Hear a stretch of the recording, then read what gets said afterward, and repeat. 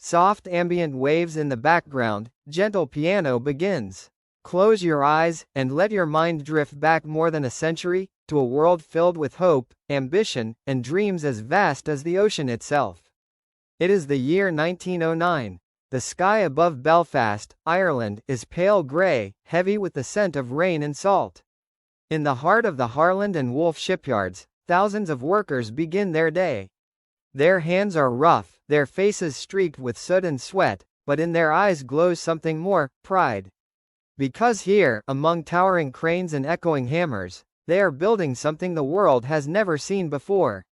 A ship so grand, so enormous, that people whisper its name with awe. The RMS Titanic. It was not merely a ship.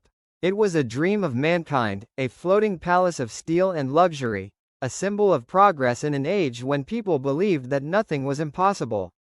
The Titanic was one of three sisters, Olympic, Titanic, and Britannic, designed by the White Star Line to rule the seas. Each vessel promised to be larger, safer, and more magnificent than any ship that had ever crossed the Atlantic.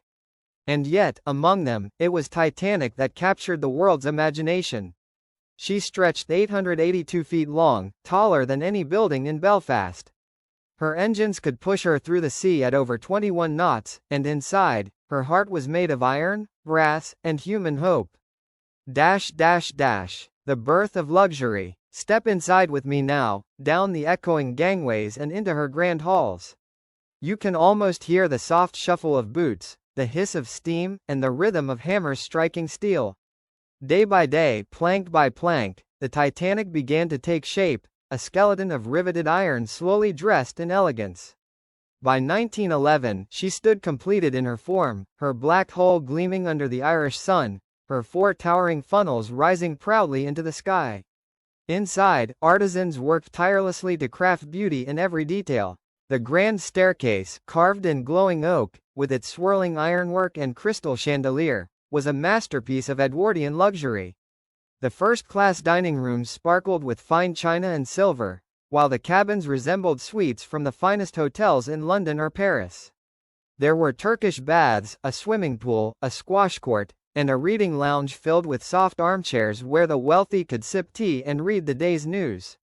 For the second-class passengers, there was still comfort, clean, bright cabins and good food. And even for the third-class immigrants, seeking a new life in America, the Titanic was a step above any ship before it. In every corridor, every wall, you could feel that this ship was built not just with metal, but with human pride. The unsinkable ship. When she was unveiled to the world, the newspapers called her unsinkable. Her watertight compartments and heavy steel doors were said to be so advanced that not even the sea itself could harm her. People believed it, they wanted to believe it. Because Titanic was not just a ship, she was a promise. A promise that humanity could master nature. That we could tame even the mightiest ocean. And yet, as history would whisper later, the sea has a way of humbling every boast. The ice warnings. As the days passed, the temperature began to drop. The air grew sharper, and the horizon shimmered with the pale glow of the northern Atlantic. Wireless operators Jack Phillips and Harold Bride received message after message. Warnings from nearby ships about icebergs drifting in the area. But the Titanic pressed on, unconcerned. After all, she was the unsinkable ship. That night, April 14, 1912, the ocean lay calm and black as glass. No moon, no wind, just the faint rhythm of the engines and the sigh of the waves. Most of the passengers had gone to bed, wrapped in dreams and comfort. Up on the bridge, the lookouts, Frederick Fleet and Reginald Lee, peered into the